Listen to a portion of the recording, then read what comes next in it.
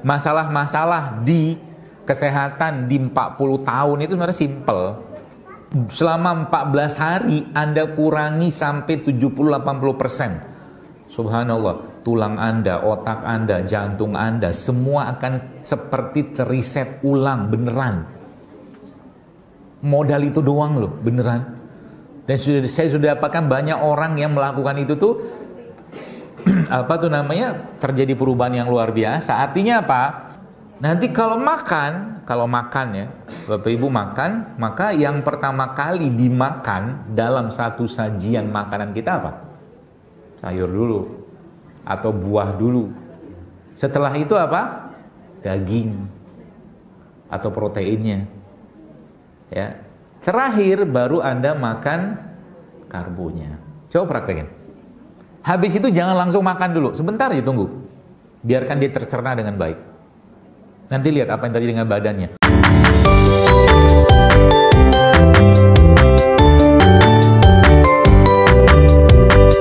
Sekarang saya tantang Anda. Ibu-ibu sekalian mau sehat? Mau. Mau tanya gitu nggak? Mau? Oke, kalau Anda bilang mau, oke saya jawab. Tapi kerjain. Oke? Allah saksinya ya. Anda kalau nggak kerjain gimana? Ya saya nggak bisa memfatwakan itu dosa atau tidak. Yang jelas Anda telah berdusta. Katanya mau berjanji, kan janji amanah. Oke, saya kasih resepnya. Mulai nanti siang. Kan makan siang. Oke, mau nanti siang. Gak banyak kok, saya cuma minta 4 atau 5 hal saja dari Anda. Kalau Anda mau hidup sehat. Yang pertama apa? Yang pertama, kurangi atau stop semua makanan-makanan yang menggunakan minyak goreng. Itu dulu yang pertama. Susah kan? Ya udah, nggak usah saya terusin kalau gitu. Apa? Kan omongannya kan susah. Ya kan? Buat apa? Gitu. Oke, bismillah, siap. Gitu. Semangat hidup. Umur sudah 50 tahun, begitu-begitu aja terus omongannya. Gak ada perubahan. Jalan ke masjid sudah tengkot-tengkot, anggota kampung gitu kan, pincang-pincang. 50 tahun sudah berlimpah penyakit. Nabi itu 55 tahun baru mulai perang. Baca sirahnya. Baru mulai perang umur 55. Coba. Lah kita 55 kontrol. Jadwal kontrol tiap bulan. Makanya saya bilang manusia itu, kita itu tidak didesain Allah untuk sering-sering sakit. Enggak. Kita tidak didesain Allah untuk sering-sering sakit. Sebab kalau kita sering-sering sakit, nggak bisa kita mengerjakan amalan. Amalan yang paling utama dihisab Allah apa? Sholat loh. Kalau sholat sudah sakit, kaki juga sudah bermasalah, misal, tak bisa sholat sempurna kita berdiri. Akhirnya sholatnya apa? Duduk. Pahalanya gimana? Setengah pahala sholat berdiri. Sholat duduk itu kan itu. Jadi lagi-lagi saya sampaikan kepada bapak sekalian, ayolah kita mulai disiplin gitu loh sama diri kita itu. Ya. Mulai tegas sama diri kita, mulai mendidik dia. Boleh berarti kalau Anda berarti dokter di rumah atau di mana gitu nggak makan tuh yang aneh-aneh. Makan, cuman porsi yang saya berikan nggak banyak saya berikan gitu. Kayak tadi malam saya beli mie Aceh. Saya beli mie Aceh tadi malam. Anda tahu mie Aceh versi saya apa yang terjadi? Kalau saya beli mie Aceh, saya akan beli sate kambingnya 20 tusuk. Daging kan? 20 tusuk, saya minta dimasak di situ, direbus mie-nya, ya. Kemudian tadi malam apa yang terjadi nih? Saya nggak mau makan yang ada kuah yang dimasukkan dalam plastik. Saya bawa rantang dari rumah loh. Wallah, tadi malam. Saya bawa rantang, sejadi-jadi saya bawa rantang. Saya bilang, itu yang itu kaget. Dia bilang, ini orang aneh bener. Bawa rantang yang ada gambar kembang-kembang. Saya bawa dan saya tidak malu daripada badan saya masalah. bawa. Itu kerjaan saya zaman dulu waktu di kampung. Kalau orang tua saya nyuruh beli, saya beli makanan, beli lauk, nggak ada plastik zaman dulu. Kita ini pagi-pagi atau Anda beli makanan pagi-pagi, nasi panas, apa panas. Kertas makanan yang coklat itu dalamnya plastik loh. Itu udah banyak dibahas pemicu kanker. Coba. Jadi kita ini berantakan banget kehidupan kesehatan kita dan nggak mau berubah gitu loh. Atau belum dapat hidayah buat berubah. Saya beli itu sate mie Aceh itu kenapa? Karena saya memang suka yang berbumbu, berempah. Saya pengen kuahnya, saya bikin yang rebus. Kalau masakin bang sama dia, masakinlah dia. Sate di anu sendiri sama dia. Saya biasanya kayak gitu, acarnya saya minta banyak dalam satu piring porsi itu acarnya kadang-kadang mungkin 3 atau 4 sendok makan itu acarnya. Yang saya makan pertama kali apa? Acarnya. Habis saya makan acar apa? Saya makan dagingnya. Baru terakhir saya akan makan mie-nya itu pun kadang-kadang sedikit. Sudah kenyang sama daging. Itu tipsnya saya kalau makan. Dari mulai supaya apa? Supaya saya nggak kena bahan-bahan dari plastik. Ya, nggak mau.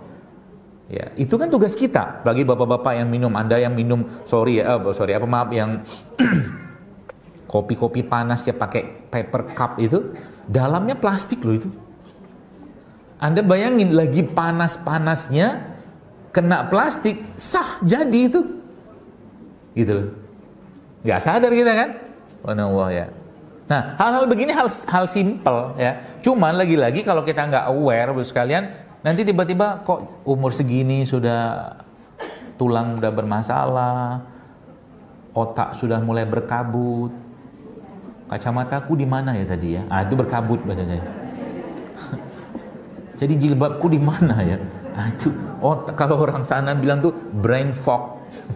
Otaknya berkabut. Mikir susah. Diajak mikir sedikit nggak bisa. Ya. Otaknya agak mengeras. Gitu.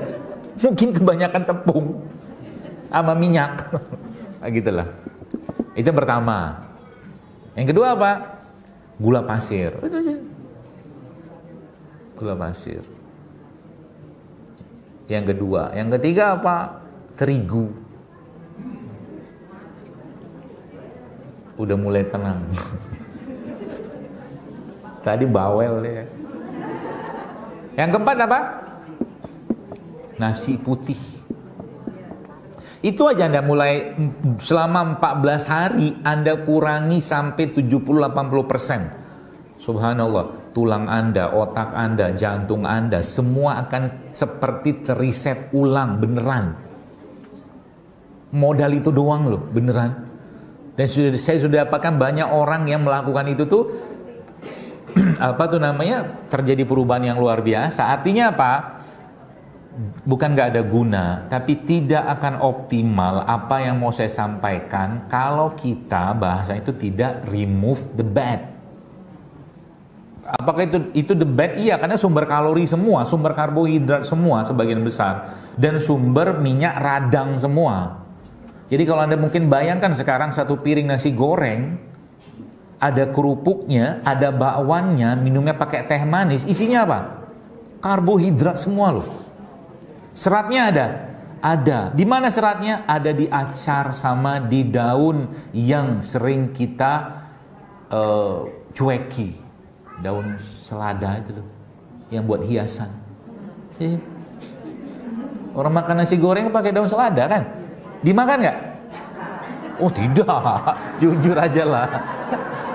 Ya mak-mak yang suka daun-daunan ya oke lah. Zaman sekarang mana ada. Akhirnya apa? Nasinya sudah karbohidrat, kerupuknya sudah karbohidrat, apalagi bakwannya sudah karbohidrat, minumnya teh manis karbohidrat lagi, double 4 loh. Gila, Masya Allah, bukan gila, astagfirullah, luar biasa gitu. Kesel. Terus gitu nanya, dokter, apa herbal buat kolesterol gitu kan? Saya jawab apa sama orang itu? Puasa. Betul, Anda baca aja puasa datanya, emang benar. Saya nggak kuat puasa. Ya sudahlah. Mau ngomong apa? Mau kasih bawang putih? Mau begini?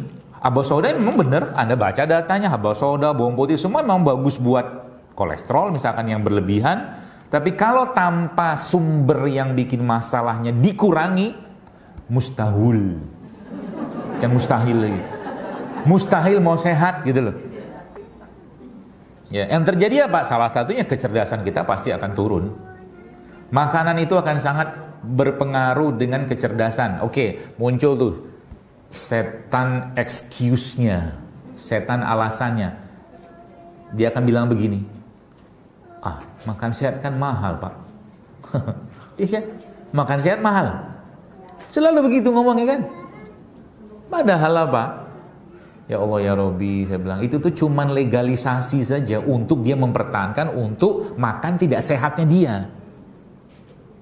Saya di depan rumah saya itu baru sekalian ya, karena tinggalnya di kampung ya, di daerah Bekasi, itu Jati Asih itu, salah satu panggilan yang saya sangat suka dari yang jualan itu apa? Tiwul, tiwul, gitu. Dia jualan tiwul, dia jualan getuk, dia jualan ketan, apa lagi itu? Satu paket, itu kan? Itu kalau saya makan begituan, ada ilmunya lagi saya kasih tahu. Kalau saya makan begitu, saya akan beli tiwulnya, saya akan beli getuknya. Itu kan gak ada pengawet tuh. Kalau saya udah makan begitu, pasti saya akan minta, Bu, kelapanya dibanyakin. Kelapa parutnya itu loh. Itu resep sebenarnya. Kenapa? Kalau Anda makan karbohidrat yang dicampur dengan lemak, itu akan membuat karbohidratnya itu makin berserat dan tidak membebani tubuh. Itu. Makanya udah bener orang Indonesia zaman dulu kalau makan getuk atau getuk itu temannya pasti adalah kelapa. Udah bener. Karena getuk, singkong itu karbohidrat kan. Ketemu lemak, kita sebut dia jaketnya. Gitu. Jadi masalah, bukan masalah.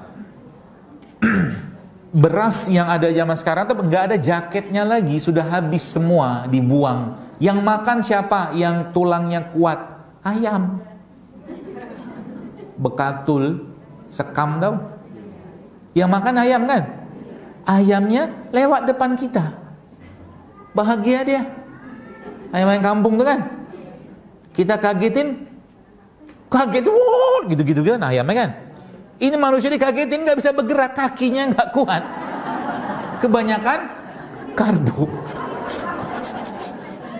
nggak kuat. Gitu. Berarti bagus dong makan kita sebutnya kulit ari beras itu loh, atau kulit beras itu bagus. Justru malah itu jaket terbaiknya beras untuk mencegah gula pada beras atau nasi itu melonjak, itu di situ adanya. Gitu. Makanya berarti bagaimana cara? Dok, mohon maaf kami atau saya belum bisa meninggalkan nasi, nggak apa-apa, saya kasih solusinya kok, asal Anda mau berubah aja. Kalau mau berubah saya kasih banyak opsinya. Caranya gimana? Oke, pertama misalkan, nasi saya nggak bisa tinggal, nggak apa-apa, nasinya Anda kasih lemak di situ. Apa contoh lemaknya? Banyak. Ghee, contohnya ghee. Ghee itu GHEE tulisannya. Itu lemak hewan, itu bagus. Campurin ke nasi itu. Jangan mentega dicampurin. Mentega dari apa? Sawit lagi. Itu yang pertama. Atau kalau enggak Anda campur PCO, campurin ke nasinya. Atau kalau enggak apa? Anda campur misalkan zaitun di situ sedikit. Atau kalau nggak ada apapun, campurin rempah aja di situ. Nggak ada apapun juga, campurin biji-bijian. Itu akan menguatkan pencernaan dan menguatkan tulang. Gitu. Mudah? Mudah. Kalau tahu ilmunya. Gitu. Makanya sudah mulai paham. Nanti kalau makan ya, Bapak Ibu makan, maka yang pertama kali dimakan dalam satu sajian makanan kita apa? Sayur dulu. Atau buah dulu. Setelah itu apa? Daging atau proteinnya. Ya. Terakhir baru Anda makan karbonya. Coba praktekin. Habis itu jangan langsung makan dulu, sebentar aja tunggu. Biarkan dia tercerna dengan baik. Nanti lihat apa yang terjadi dengan badannya. Makin kokoh, makin kuat, ngantuknya hilang. Ya. Makanya dalam surat Waqiah itu sebenarnya Allah di situ menjelaskan buah-buahan sebelum daging. Jadi makan buah itu bukan di akhir, di depan. Kalau kita kan buah dijadikan sebagai cuci mulut. Ya kan? Meskipun saya belum pernah lihat orang dia makan semangka atau kan cuci mulut, ambil semangka cuci. Nggak gitu juga kali. Gitu. Jadi nasinya campur apa lagi? Bisa dicampur biji-bijian. Biji wijen Anda campur situ, biji habatus soda campur situ, apalagi serai Anda campur. Jadi nasinya itu akan penuh dengan serat. Itu poinnya. Oke, nah saya kasih solusinya kan gitu. Sebelum nanti kita akan bahas sebenarnya masalah-masalah di kesehatan di 40 tahun itu sebenarnya simple. Ya. Kalau kita lihat di surat Ar-Rum ayat 40 itu Allah mengatakan begini kepada kita, bahwa kita itu dijadikan awalnya lemah, kuat, lemah lagi. Nah, kita akan nanti sorotin di situ sebenarnya yang dimaksud kira-kira kalau dalam perspektif badan kita itu yang apa yang kita harus mau kuatkan di situ supaya nanti katakanlah kekuatan tubuh kita itu memang sampai pada batasnya memang kuat, bukan dia menurun kuat itu secara drastis gitu loh. Nanti kita akan bahas. Ya, nasi kayak begitu tuh. Atau kalau nggak usah makan nasi sekalian, makan ubi kan bisa.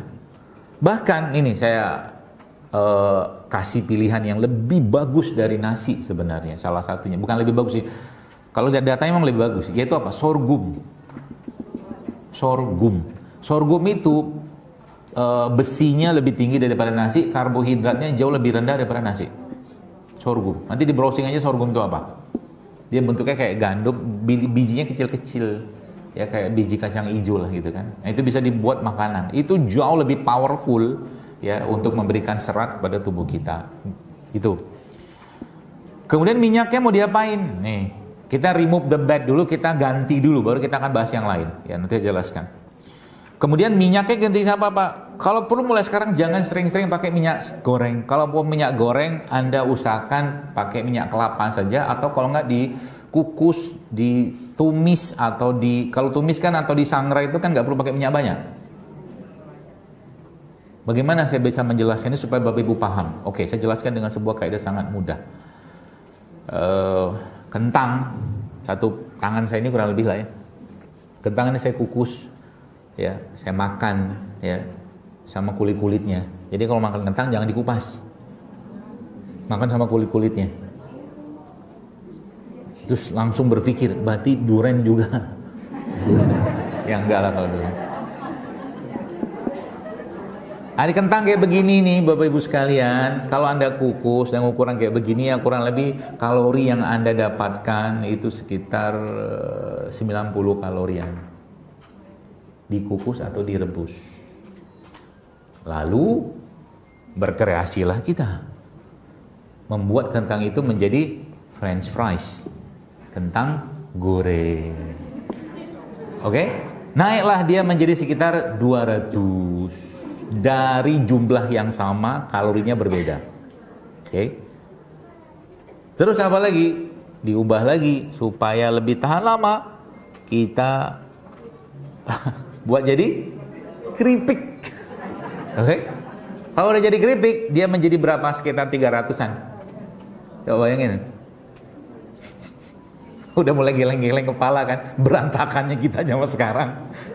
Jadi kalau ada orang gitu kan, coba bayangin, makan nasi goreng lah atau apa gitu kan, pakai kerupuk keriting yang warnanya putih itu. Legend itu. 6 kerupuk putih itu, ini halal ya, kita nggak bahas ini haram, ini babnya semua halal. Tapi kalau mau naik kelas, masuklah ke bab toyib. Itu maksud saya. Kerupuk itu kalau Anda makan 6, kurang lebih sekitar 200-an kalorinya loh. Tanpa, kira-kira saya tanya, kira-kira kerupuk kayak begitu berlimpah enzim nggak? Berlimpah enzim nggak? Nah, ini kan nggak tahu kan? Coba. Kira-kira enzimnya banyak apa nggak kerupuk kayak begitu? Berarti belum paham. Ketahuan kan? Nggak apa-apa. Kira-kira kalau saya makan buah, nanas gitu kan, buah nanas itu kira-kira banyak nggak enzimnya? Mulai paham. Kalau saya makan kerupuk, kira-kira ada nggak enzimnya? Udah paham. La haula wala quwata illa billah. Saya ngisi kajian begini nih kadang-kadang khawatir aja banyak bazar di depan.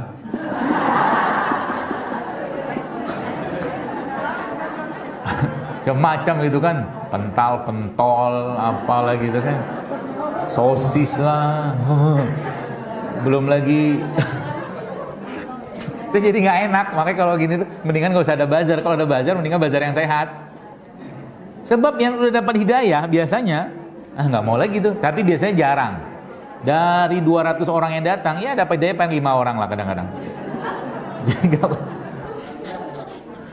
butuh perjuangan. Untuk hidup sehat itu butuh perjuangan. Kenapa? Karena musuhnya bukan pedagang, tapi musuhnya syaitan. Anda sedang berhadapan dengan syaitan. Kata siapa? Kata Quran. Wa kulu mimma fil ardi halalan thayyiba wa la tattabi'u khutuwatis syaitan. Gitu kata Allah. Musuhnya setan, bukan si fulan, bukan. Mereka mantau kita, nggak bisa halal. Kita katakanlah muslim gitu kan, sama dia digodain tuh. Digodain apa? Kalau halal kita bisa lewatin, oke, saya nggak mau makan yang haram, nggak mau. Masuk ke bab selanjutnya, yaitu apa? Toyib, kan gitu. Kalau toyib dia nggak bisa goda juga, masuk ke yang ketiga, berlebihan.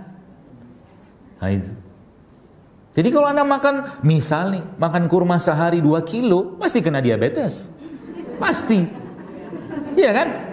Kurma sehat nggak? Toyib nggak? Halal nggak? Bab ketiga dia pakai sama dia.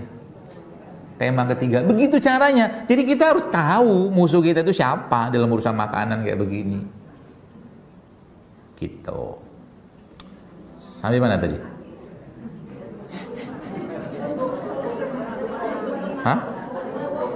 Kerupuk. Ya kan? Kerupuk. Jadi bayangin aja bos sekalian. Enzimnya nggak ada, mineral nggak ada, vitaminnya. Coba baca datanya deh, nggak percaya. Itu apa sebenarnya? Terigu kan? Terigu digoreng kan? Dia pergi ke salon, dia keriting-keritingkan sedikit kerupuknya itu. Berarti nggak boleh makan kerupuk? Boleh. Tapi kalau mau agak sedikit kita naik kelas, carilah kerupuk yang bukan terigu. Contohnya apa? Kerupuk singkong misalkan. Kalau pengen, itu pun nggak boleh banyak-banyak juga. Apalagi? Ya kerupuk-kerupuk non gluten kan banyak. Termasuk apa? Kerupuk, kalau orang Padang bilang kerupuk jange. Oh itu oke. Meskipun minyaknya banyak juga. Pokoknya habis dari kajian begini, Anda akan pusing awalnya. Ini Jahidul Akbar ini bikin kita susah aja makan. Ini tidak boleh, itu tidak boleh. Biasanya gitu. Tapi lama-lama baru dia paham apa yang saya sampaikan. Gitu. Jadi kalori, jadi vitamin nggak ada, segala macam nggak ada. Nah, tadi kan nasi udah tuh. Jadi minyaknya gimana? Gak ganti dengan minyak-minyak yang sehat. Minyak kelapa boleh, atau mungkin Anda tumis pakai, ya maksudnya jangan terlalu pakai minyak aja pokoknya. Jangan terlalu banyak pakai minyak dalam makanan kita, itu aja pesan saya. Kalaupun pakai minyak, minyaknya bukan untuk dipanaskan. Kalaupun pakai minyak dipanaskan, carilah minyak-minyak yang sehat, itu aja. Ada 2 kan? Gula pasir. Kami kan butuh gula, oke, saya kasih solusinya. Tapi ini pun jangan terlalu berlebihan juga. Banyak, Anda pakai madu, nih madu, ya, atau pakai gula aren, gula kelapa, gula jawa, segala macam. Tapi usahakan mulai latihan untuk tidak menggunakan pemanis. Misalkan tadi pagi saya di rumah minum kopi. Kalau minum kopi nggak pakai apa-apa kalau saya. Kenapa? Saya sudah meyakini bahwa saya sudah cukup manis tanpa pemanis apapun. Gitu. Anda juga sama, harus yakin, harus pede sama diri. Karena yang memuji kita kan kita sendiri. Gitu loh. Mau berantakan kayak apa, saya cantik, saya ganteng, apa aja. Puji aja diri sendiri. Itu bagian dari kepedean, nggak apa-apa. Supaya apa? Nanti kalau Anda mau makan sesuatu ya, jangan sampai makan itu membuat jiwa Anda tertindas dan teraniaya. Bapak-bapak gitu kan sukanya makan emping, tiba-tiba istrinya datang. Marah-marah, udah tahu asam urat, masih juga makan emping, prat-pret, ngomong terus kan. Akhirnya satu emping yang dia sudah makan itu menjadi emping yang penuh dengan penganiayaan.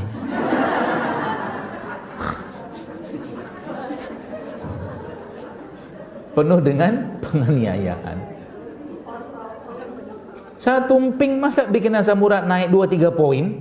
Ya bener aja Bapak. Kenapa? Karena ketakutan dia makan emping itu jauh lebih besar daripada sekeping emping itu. Maka tolonglah hargai suami. Gara-gara dilarang mancing, naik kolesterol dia. Bisa loh. Percayalah saya. Dan saya temukan begitu banyak sekali kayak begitu. Ya, apalagi yang punya anak-anak di pondok apa segala macam. Pokoknya jangan pulang sebelum kau selesai 30 juz. Jadi dia menyelesaikan 30 juznya itu karena tekanan orang tua, bukan kasih sayang. Banyak orang-orang kayak begitu, anak-anak kayak begitu justru malah berakhirnya dengan penyakit buat anaknya. Beneran. Bapak ibunya juga nggak juga naikin solehnya, maksain anak. Gitulah. Makanya dalam bab makanan juga sama. Anda kan di sini kan orang tua sebagian besar, kecuali yang di depan-depan ini, kayaknya kamu kayak edisi baru. Di belakang kayak edisi lama. Ya paling 15, belum ada 20 sebagian di depan ini kan. Ini edisi lama juga sama. Kasihlah contoh ke anak. Ibunya ngajarin tiap hari, la ta'kulu qa'iman, kata ibunya. Jangan kau makan berdiri, kata ibunya kan. Ngajarin hadisnya kepada anaknya.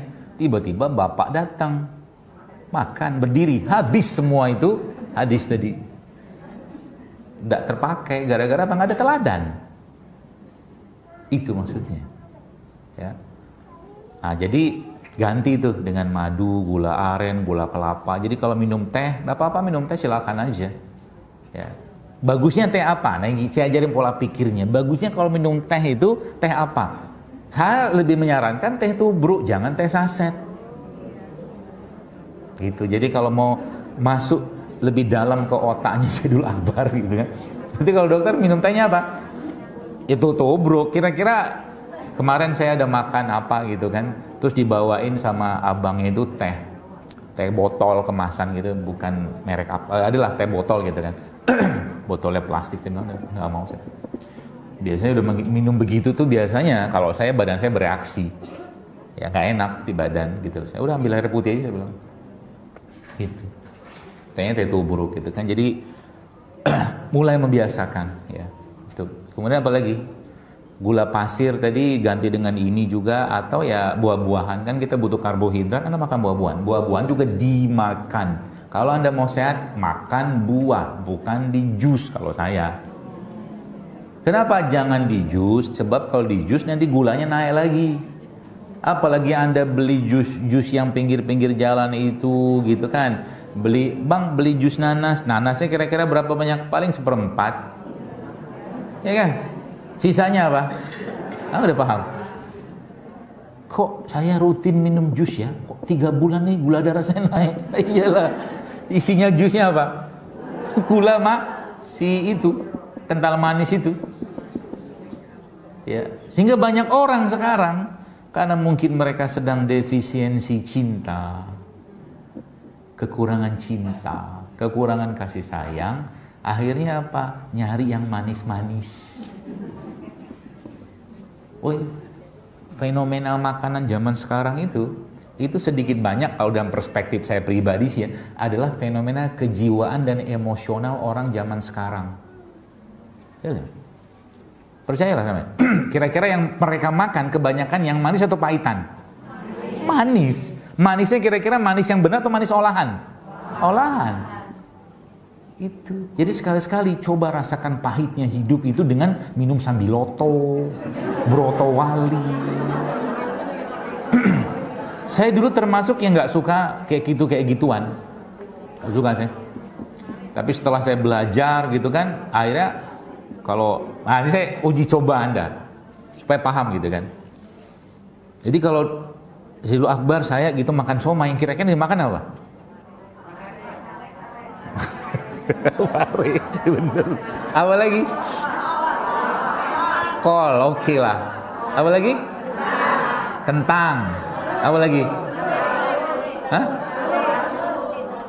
Somai saya makan nggak? Somai saya makan nggak kira-kira? Coba yang jawab enggak, kenapa? Karena tepung.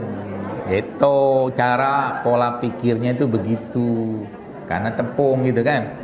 Jadi yang paling banyak kalau saya makan somai pakai apa? Telur. Biasanya kalau makan somai saya minimal telurnya 2. Telurnya 2, kentang 1 gitu kan. Parenya kadang 3-4 potong. Udah jadi itu. Berenergi habis itu. Ya, nggak lemot kita.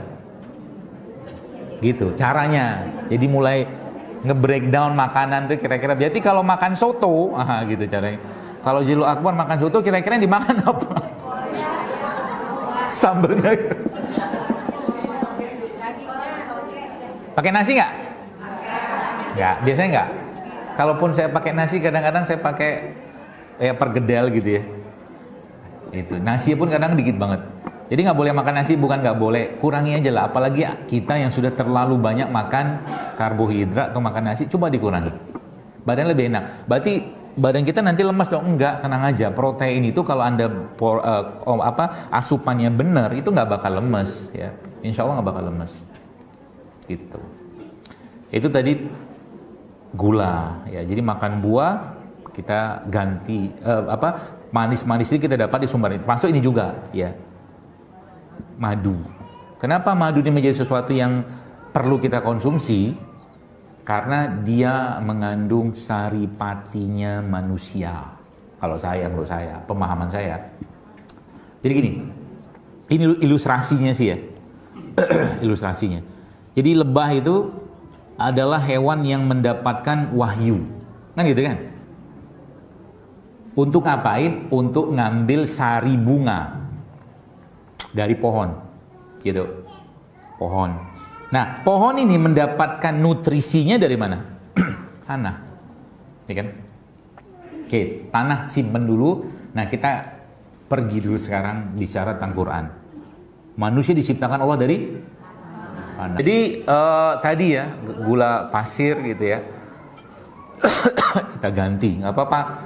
Jadi mulai sekarang kalau masak atau bikin sambal jangan pakai gula. Gantinya manisnya apa? Dari kurma bisa. Udah pernah nyobain sambal kurma? Udah lama kalau saya ajarin tuh. Cabai rawit, kasih bawang putih, kasih kurma, kasih garam. Udah jadi mas sambalnya. Namanya sambal kurma. Gitu. Nah kalau Anda yang main ke kafe saya di Jati Asih, namanya kafe JSR, situ kita pakai sambalnya itu. Jadi nasinya di situ kita pakai beras coklat. Nah biasanya kalau di sana saya kalau pas lagi cocok waktunya, misalkan ada ibu-ibu dari majelis taklim mana, kita ngobrol-ngobrol lagi di situ, bincang-bincang sehat mungkin banyak gitu loh. Di situ yang didapatkan apa? Yang apa yang saya sampaikan di situ ada semua. Bukan ada semua maksudnya. Misal nih, mie. Di sana bikin mie, tapi mie-nya bukan dari terigu. Kita bikin pizza di sana, tapi tidak dari terigu. Gitu. Semuanya yang saya sampaikan situ dipraktekkan. Nggak ada gula pasir, nggak ada minyak sawitnya, nggak ada terigunya, gitu loh. Seperti itu. Nanti kapan-kapan main deh. Cafe JSR di Jati Asih. Baik, kemudian tadi apa lagi Bu sekalian? Jamaah sekalian, setelah kita bahas tentang tadi nasi tadi, jadi nasi udah diganti ya, nasi ganti, gulanya ganti, minyak ganti, terigunya ganti, gitu. Makanya apa yang saya sampaikan ini sebenarnya saya buat prototipenya, gitu, supaya kita bisa merasakan itu, ya. Kalau prototipenya dalam hal misalkan tadi non terigu atau mungkin bahasa keren tuh non gluten apa, ada. Saya bikin namanya satu produk namanya roti sehat keluarga JSR, Roska JSR, itu di online. Dan nanti mau bikin itu juga nggak apa-apa. Jadi bahan-bahannya apa? Kita pakai sorghum, kita pakai mokaf, kita pakai tepung beras sama tepung sagu aren. Tapi kita tidak pakai ragi instan. Nah itu bedanya. Bisa nggak? Bisa. Rasanya gimana? Masya Allah, gitu, asik, gitu. Karena sehat itu harusnya tetap, sehat itu harusnya tetap enak. Itu prinsipnya, ya seperti itu. Baik, jadi itu polanya. Nah, terus kalau kita bicara perkembangan manusia kita ini ya, mungkin maaf sudah 40 tahun, 50 tahun, itu pasti akan terjadi penurunan. Apa yang menurun? Sebagian besar adalah yang berhubungan dengan hormon, ya. Sebagian besar adalah yang berhubungan dengan hormonal. Laki-laki misalkan di usia 40 tahun testosteron dia pasti akan turun, ya. Perempuan juga sama, ya. Makanya saya lebih menyarankan sebelum kita bahas apa yang harus dikonsumsi ya. Jadi yang sudah 40 tahun ke atas itu mulailah untuk pelan-pelan latihan beban, ya, latihan beban. Contoh latihan beban apa? Ya ini dipegang 50 kali. Nanti dia pegel di sini, dia akan kebentuk otot yang baru. Itu latihan beban. Gak perlu mahal-mahal juga, gak perlu beli barbel, ya. Anda tiap hari latihan ngangkat galon juga dapat. Galon 19 liter itu, pegang kanan kiri. Itu Masya Allah. Termasuk, saya lihat satu video itu Masya Allah. Jadi salah satu tanda, bukan tanda, cara kita slowing down, ya, kita memperlama penuaan. Karena tua pasti, nggak mungkin nggak. Memperlama itu adalah menguatkan massa otot. Itu poinnya. Menguatkan massa otot. Ya. Jadi kalau misalkan ibu-ibu tahu Aderai gitu ya. Aderai itu kalau dicek secara berat badannya, itu obes. Antara tinggi sama tinggi badan sama berat badan tuh gak seimbang, tapi berat badannya itu lebih didominasi oleh otot bukan lemak, gitu, ya. Tanda otot itu seperti apa? Dia berisi, nggak gelimbir-gelimbir kalau orang Jawa bilang tuh. Nah itu salah satunya apa? Saya ada baca satu tulisan seorang dokter di Amerika itu, dia bilang salah satu cara, dia bilang dari sekian banyak gerakan kata dia, yang paling bagus untuk slowing down aging itu dan menguatkan massa otot kata beliau, menurut beliau ya, adalah squat. Squat itu seperti orang duduk nggak jadi, ya. Jadi kalau Anda yang belum ada masalah dengan tulang, otot, sendi segala macam, jadi saran saya ya mulai latihan jalan jongkok 20 langkah ya sehari. Jalan jongkok. Nanti ketahuan. Oke, belum bisa. Kalau belum bisa, di dinding dulu atau pegangan. Ya, misalkan nih di depan kita ada bar, enggak usah ke gym juga nggak apa-apa. Di rumah juga bisa pegangan pintu kayak pegangan apa kayak yang bisa dipegang, atau suami atau istri Anda pegang dia, pegang tangannya gitu, turun badannya. Turun kayak orang mau duduk. Nggak jadi. Semakin dalam turunnya itu semakin bagus. Tapi posisinya bukan turun begini, turunnya begini, kayak orang mau duduk. Bokongnya maaf ke belakang. Itu lakukan tiap hari, naikin intensitasnya. Itu akan nguatin otot-otot di daerah paha dalam sama pinggang. Gitu. Ya. Atau mungkin juga di dinding juga bisa, dinding kayak ini kan licin nih. Turun. Jadi Anda berdiri kemudian akhirnya turun. Coba ya. Atau kita sebutnya wall sit itu duduk di dinding gitu loh. Jadi posisi kita tuh begini, jadi Kaki kita ke depan, bahu kita ke dinding, itu coba bertahan di situ. Itu sangat powerful dalam menguatkan otot-otot pinggang, nanti menambah massa otot. Tapi kalau mau bukan sempurna, ideal, saya menyarankan 3 gerakannya aja. Sebelum kita bahas nanti apa yang harus dimakannya. 3 gerakan. Yang pertama push up. Push up. Kalau belum bisa push up normal, push up pakai kakinya ditekuk aja. Kakinya, dengkulnya ini ya diletakkan misalkan di alasnya gitu, terus Anda gitu aja. Latihan, dikuatin ototnya. Ya. Nah, yang kedua apa? Yang kedua tadi squat tadi, yang ketiga plank. Ya, plank. Yang ibu-ibu yang belum tahu nanti coba dicari aja tuh seperti apa gerakannya. Tapi udah mentok banget misalkan ya, saya nggak tahu, susah mikir, udah jalan aja tiap hari deh, 30 menit sehari jalan. Itu jos itu. Ya. Kalau saya biasanya bukan agak ekstrim. Biasanya emang gayanya saya itu nggak mau yang gaya normal. Kalau saya misalkan treadmill saya itu polanya adalah 3, 15, 30. 3, 15, 30. 3 itu apa speednya? 15 itu sudutnya, sudut maksimalnya dia treadmill itu 15. 30 itu waktunya. Itu. Kalau saya naik sepedaan misalkan dia tidak akan mau sepeda normal. Saya akan downhill, cari bukit, naik turun. Kalau jatuh aja sekalian, kayak begitu. Supaya apa? Supaya muncul massa otot, gitu. Ya, itu caranya. Ya, jadi mulai sekarang, makanya saya, ini kayak begini nih, saya nanti beli aja di rumah ya. Sengaja saya bawa biar inget, ini kayak begini nih. Barbel. Ini cuma 4 kilo, ya.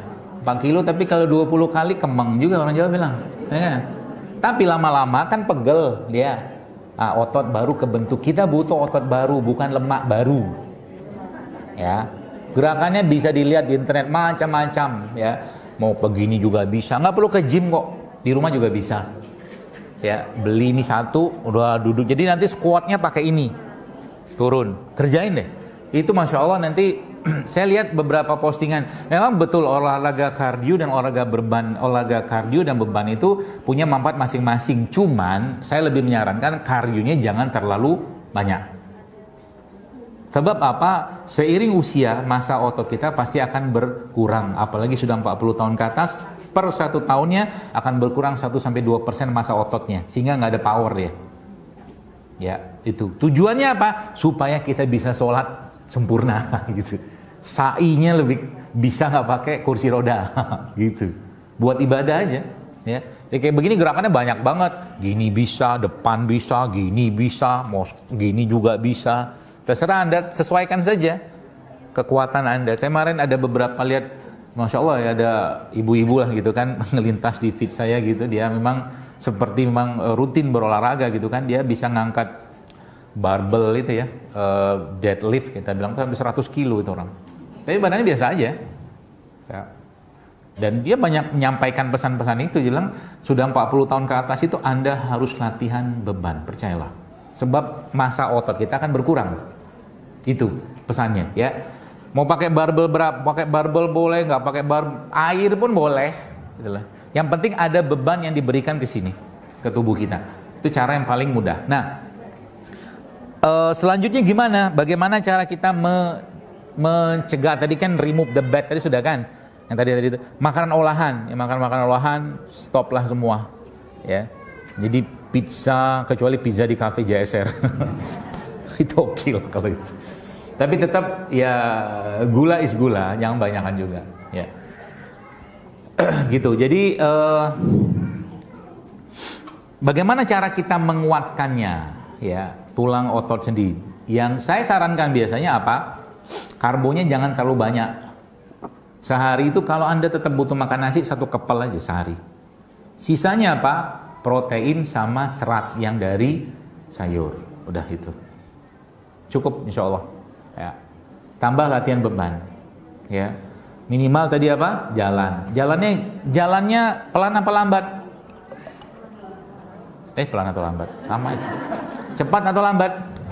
Cepat. Jalan cepat itu beberapa data yang saya baca bisa meningkatkan kecerdasan.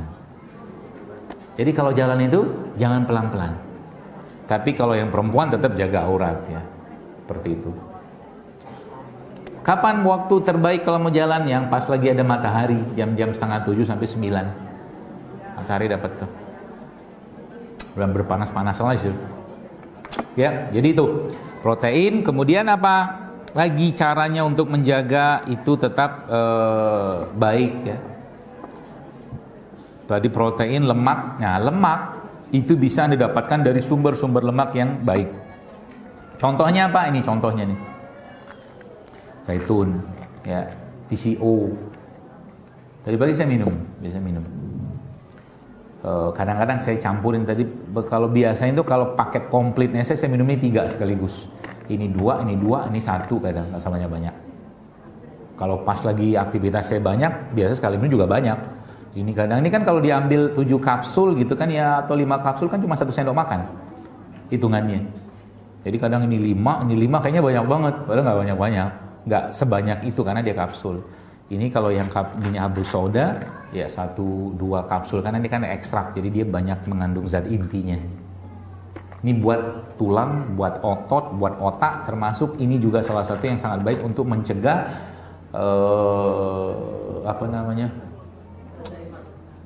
ya Alzheimer juga, lonjakan gula habis makan.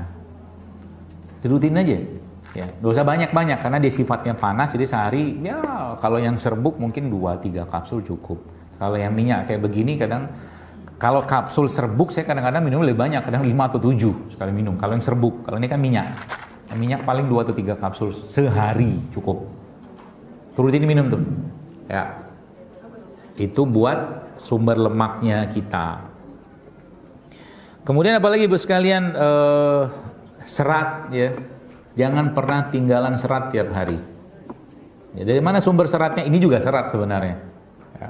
Tapi serat-serat yang kita biasa temuin adalah dari sayuran, buah-buahan. Tapi ada tapinya.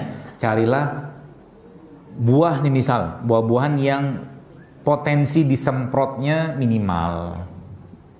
Contoh nih mungkin, kira-kira kalau Anda manggis sama anggur, kira-kira yang disemprot pestisida manggis apa anggur? Anggur. Maka makanlah manggis. Itu pilihannya. Ya. Mangga nih. Kalau mangga zaman sekarang lagi musim nih kan. Kira-kira ada mangga Indramayu sama mangga harum manis yang dikarbitin yang mana? Harum manis. Makanlah mangga Indramayu. Bukan nggak boleh, cuman matang kayak begitu tuh nggak bagus ya. Makanya sering saya lebih seneng cari mangga-mangga Indramayu gitu. Kalau udah matang manis juga dia, manis banget malah ya, tanpa dikarbit. Karena kan biasanya kan ya kebutuhan ya, orang jualan gitu kan pengen cepet-cepet segala macam, atau mangga yang matangnya di pohon itu juga boleh. Bukan boleh, maksudnya lebih baik ya. Itu serat. Sayuran ya, sayuran-sayuran yang kira-kira Anda bisa dapatkan. Dan kalau memang bisa dapatkan organik misalkan. Kalau enggak, cuci aja pakai cuka apel ya, cuka madu apa gitu ya, itu serat. Kemudian ini tadi saya sebutkan itu tuh namanya latihan beban atau resistance training ya. Mulai dari hal-hal kecil aja, nggak usah terlalu heboh gitu kan, nanti banyak nggak kuat. Ada tiga hitungan aja. Anda push up 3 kali, squat 3 kali, planknya 3 detik aja dulu. Nanti lama-lama dinaikin tuh, 3, 5, 7, 9 terus naik ya. Sampai nanti kalau sudah kokoh banget badannya itu bisa pull up. Situ. Pull up itu kalau udah biasa nanti udah nggak lagi jadi latihan beban, jadi kardio dia, karena udah ringan banget badannya. Gitu ya. Pull upnya pakai apa? Macam-macam ya. Itu misalkan contohnya. Kemudian apalagi Ibu sekalian, protein. Jadi protein tadi saya jelaskan tadi, sumber-sumber protein sudah tahu, tahu, tempe, ya, ikan, daging gitu ya. Bukan olahan. Ya, jadi kalau Anda pengen makan protein, makanlah protein yang asli. Jangan, saya tadi makan protein misalkan apa namanya, bola-bola ikan itu loh. Itu kadang-kadang ikannya pun nggak ada. Ya, cuman flavor aja kan. Kayak begitu. Ada hitungan kebutuhannya, cuma saya lupa, nanti bisa dicari lah datanya. Kemudian apalagi Bos sekalian, hidrasi air. Ya. Air apa? Air putih boleh, air yang isotonik seperti air kelapa juga boleh. Air kelapa tuh air isotonik, tonisitasnya sama kayak tubuh kita. Jadi bagus minum tiap hari. Air kelapa apa? Muda boleh, tua boleh, setengah tua dan muda pun boleh. Gitu. Dan kelapanya dimakan. Kelapa itu. Kan tadi sudah kelapa parut ya. Itu. Terus apa lagi yang ada kan resep-resep yang kita bisa pakai untuk menguatkan tulang yang kita bisa bikin sendiri di rumah bisa. Salah satu yang biasa saya sarankan itu adalah kaldu tulang.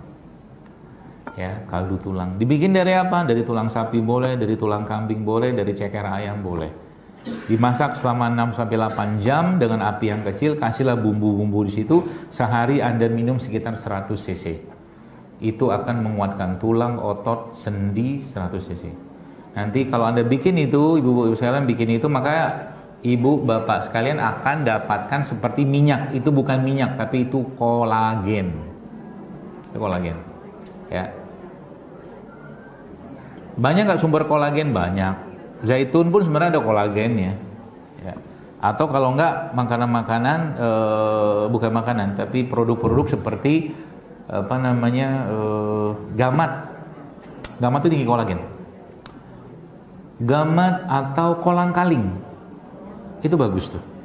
Jadi nanti kalau bikin es campur ya gitu kan, ambil air kelapa tuh, kasih rumput laut itu atau ya rumput laut lah ya, itu ada hampir 70-80 mineral di rumput laut itu, banyak sekali ya.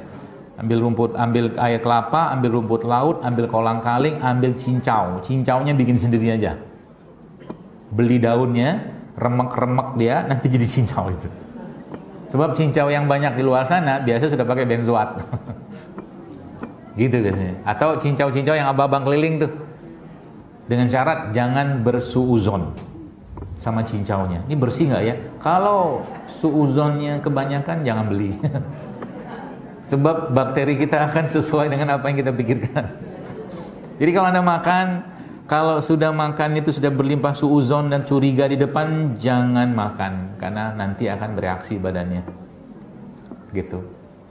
Nanti kan begini bisa tanya tuh, dokter kalau makan nasi padang gimana? Makan aja. Silakan makan. Kalau Anda tenang, makan aja. Berarti kalau saya makan nasi padang kira-kira dimakan apa? Nah, itulah. Banyak. Padahal banyak, ada sup kan. Ada sup dagingnya, ada ayam popnya. Rendangnya makan, kadang saya makan. Tapi biasanya kalau gitu biasanya nasinya sedikit saya makan. Rendang atau ayam. Termasuk kikil. Kikil tuh bagus loh. Itu kalau ibu bapak bikin sup kikil, itu Masya Allah, itu sumber kolagen yang sangat baik. Ya. Cuman kita kan biasanya kikilnya dikasih santan. Jadilah gulai kikil. Gitu. Ya, jadi kalau kikilnya dibikin sup, maka saya nggak tahu di pasar itu harganya mahal atau tidak, saya nggak tahu. Tapi kayaknya lumayan sih harganya, mirip-mirip daging sih. Tapi lebih murah dari daging. Cuman itu sumber kolagen yang sangat bagus buat tulang, otot dan sendi. Itu ya. Kikil. Jadi rumput laut tadi ada cincau, ada kolang-kaling ya. Nah, butuh manis, campurin madu atau gula aren. Gula merah boleh nggak? Bukan masalah boleh apa nggak boleh sih ya, karena gula merah yang ada pun sekarang isinya gula pasir juga. Ya, jadi mulai agak disiplin gitu kan. Ribet nggak? Nggak ribet. Kalau kita udah niat kayak begitu, biasanya Allah kan fasilitasi itu. Caranya, jalannya, rezekinya. Kalau mau, bisa kayak begitu. Ya. Makanya biasanya kalau saya ngisi-ngisi di mana-mana gitu, kalau pas lagi dijamu atau disuruh masuk ke ruang DKM-nya, nanti jangan diajakin masuk ke ruang DKM karena saya mau pergi lagi habis ini. Biasanya sajiannya berubah total.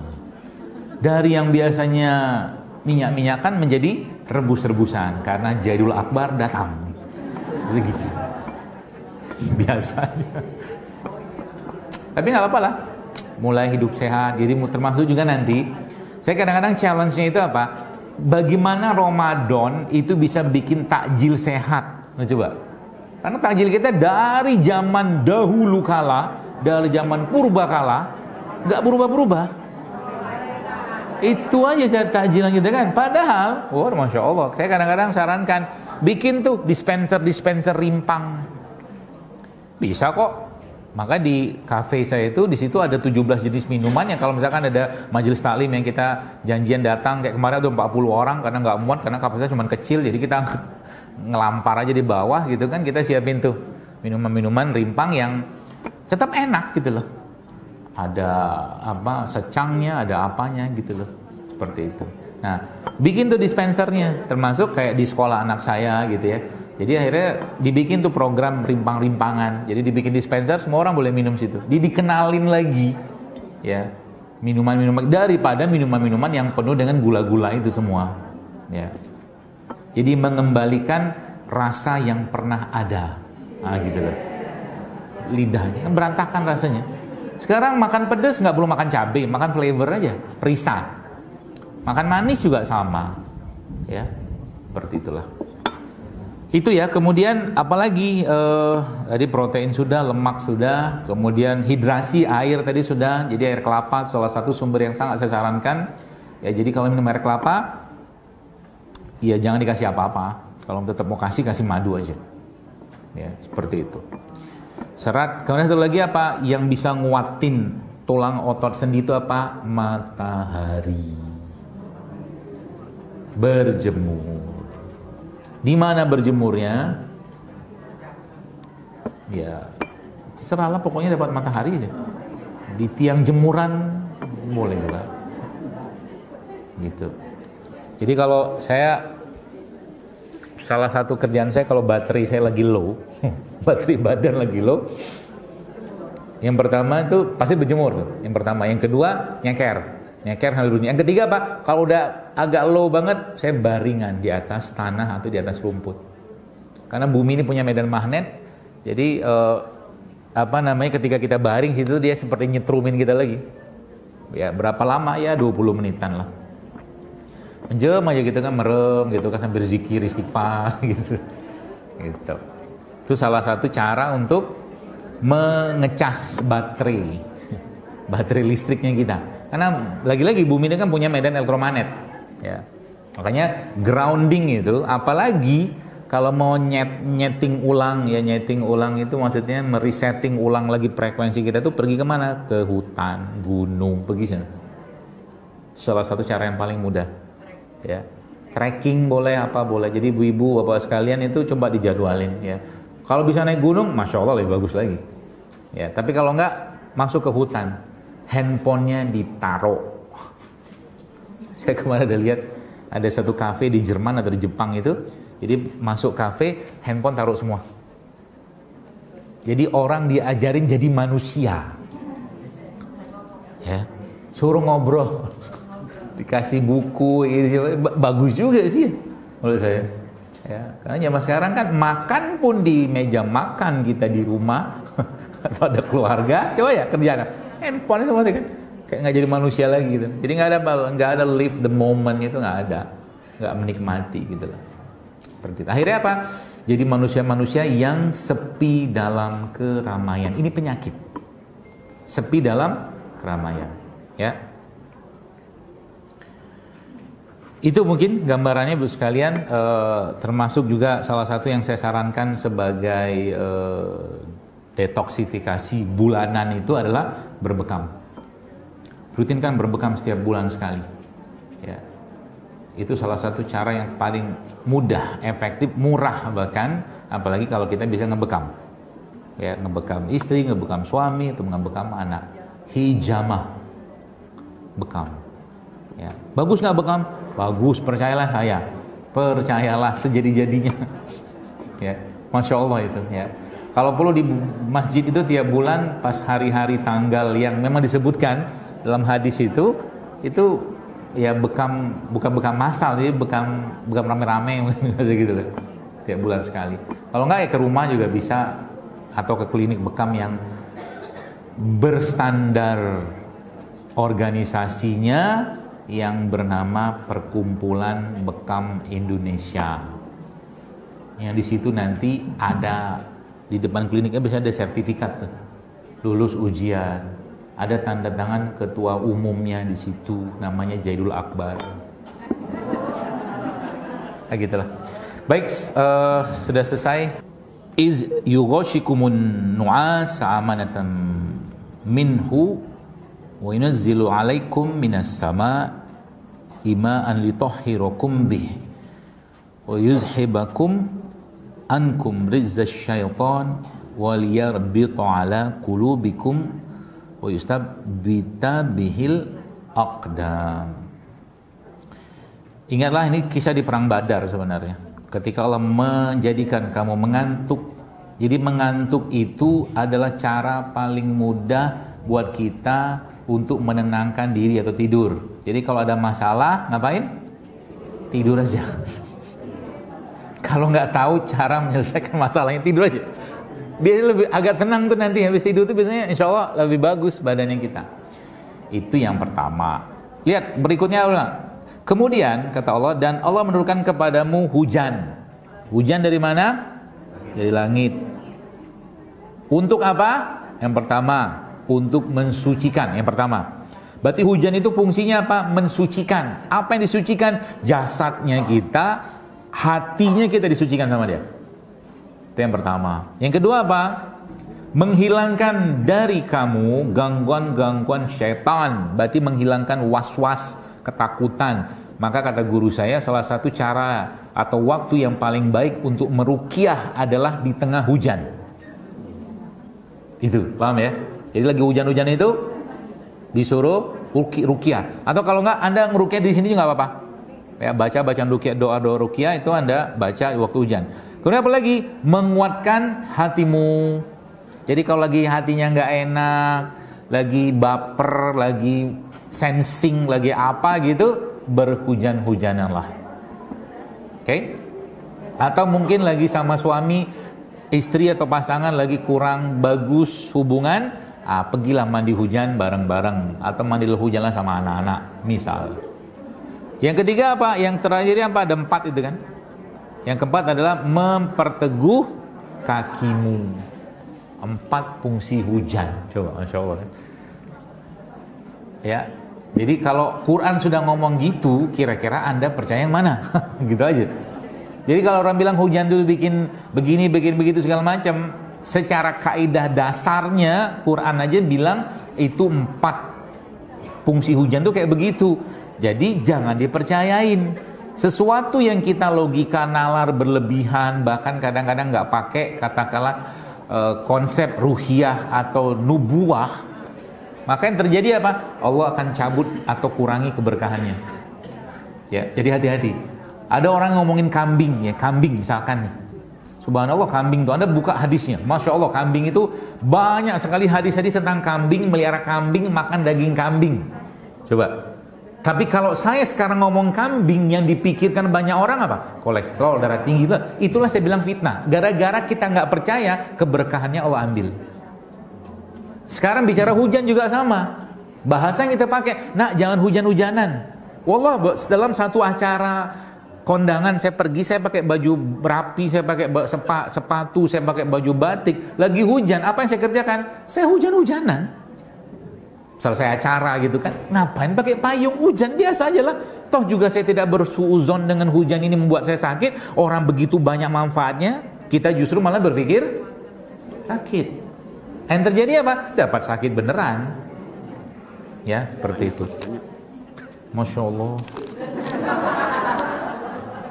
Ya, jadi kalau lagi pas hujan gimana? Hujan-hujanan aja. Serius.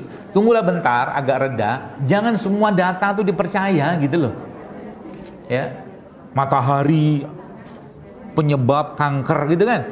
Karena bocornya ini itu. Saya kadang-kadang mikir, kalau begitu caranya, harusnya, kalau menurut saya gitu ya, saya kan berpendapat gak apa-apa lah ya. Jadi kadang-kadang kita tuh dengan ciptaan Tuhan itu, dengan ciptaan Allah tuh kayaknya takutnya minta ampun. Ozon bolong lah, atmosfer bolong lah, matahari bikin kanker lah. Kalau begitu caranya, petani dan nelayan itu manusia paling banyak kankernya loh. Betul gak? Tapi mereka COVID kemarin, coba, paling sakti mereka. Mana matahari terus, yang orang-orang kota kayak kita begini aja, yang kelepak-kelepak gitu kan. Mereka di sana anteng-anteng aja, tiap hari kepapar matahari, kakinya nge-grounding, kena tanah, coba. Bahkan ada satu, Masih banyak. Bahkan ada satu video saya lihat itu ada wisata gitu ya di Belanda gitu. Jadi wisata tuh dimulai dari orangnya buka alas kaki. Handphone ditaruh, mereka jalan di situ, bahkan masuk lumpur, masuk apa, masuk tanah, masuk air. Itu bener. Wa iz qala rabbuka inni ja'ilun fil ardi khalifah. Kita diciptakan Allah tuh untuk jadi khalifah. Khalifah itu harus dekat sama alam. Jadi kalau Anda tidak dekat sama alam, pasti akan berantakan. Jarang kena matahari, tanah, kulit kita keluar sedikit, pakai sunscreen.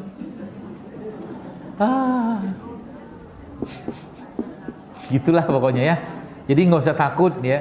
Maksudnya ya memang ada waktu-waktu tertentunya. Jadi hujan juga gimana? Yo, jarang saya melihat orang hujan sambil lagi hujan itu menangis, jarang, kecuali film India. Kalau hujan rata-rata gimana? Wih, bahagia kita. Saya juga kalau udah hujan itu anak rasanya main hujan semua. Kadang-kadang saya di depan rumah pun air maaf itu kan genang gitu. Itu saya gobok-gobok siram-siraman. Gak ada tuh habis itu gatel-gatelan. Biasa aja. Gitu loh. Cuman kadang-kadang itu tadi, kita tuh kebanyakan suuzon sama alam. Kebanyakan suuzon sama alam. Madu disuuzonin. Kunyit disuuzonin. Apalagi? Semua disuuzonin. Minyak suuzonin. Nanti kalau minum banyak-banyak, nanti kalau minum rimpang rempah banyak-banyak, ginjal kita kena. Nah itu kan udah dicontohin, udah dikasih kayak teguran sama Allah kan. Yang kemarin kata gagal ginjal segala macam anak-anak itu kan, Masya Allah, semoga Allah selamatkan mereka itu tidak mungkin, tidak ada minuman yang begitu-begituan. Yang minuman itu semua ada pemanis buatannya. Di depan di label makanan itu pun ada peringatan kok, jangan dikonsumsi anak 5 tahun, ibu menyusui, ibu hamil, gara-gara ada pemanis buatan. Nah gitu ya. Berarti kalau manisnya benar gimana? Bagus, ada minum tebu. Dalam air tebu itu ada satu zat bahkan justru malah sangat baik untuk orang-orang diabetes. Coba air tebu, coba ya buka datanya itu ya. Minum madu bikin diabetes nggak? Ya kalau madunya benar justru malah dia memperbaiki diabetes. Asal jangan berlebihan. Makan kurma 75% isinya glukosa, benar, tapi glukosanya dia tidak sama dengan gula pasir, beda cerita. Ya, pokoknya sesuatu yang masih asli, alami, tanpa pengolahan, ya. Apalagi disebutkan Allah dalam Al-Quran ataupun disebutkan Nabi kita alaihissalatu wassalam dalam hadis misalkan, pasti barokah. Percayalah. Contoh nih, kata Nabi SAW, asyifa'u fis salasa. Ya, kesembuhan itu ada 3 kata Nabi. Sarbatul asal, ya. Minum madu. Berarti ada janji yang disematkan Nabi dalam minum madu. Wa syartahtil mihjam, dan sayatan alat bekam. Artinya dalam bekam itu ada janji kesembuhan yang disampaikan Nabi kita alaihissalatu wassalam. Wa kaitinar kata Nabi, dan kay. Cuman aku nggak suka kay kata Nabi. Gitu. Jadi sesuatu yang kayak begini nih manfaatkan saja. Ngambil apa? Ngambil, kalau orang tua bilang ngambil barokahnya. Saking barokahnya Pak, Nabi kita SAW menjelaskan rumah yang di dalamnya ada kurma kata Nabi, maka rumah itu tidak akan kelaparan.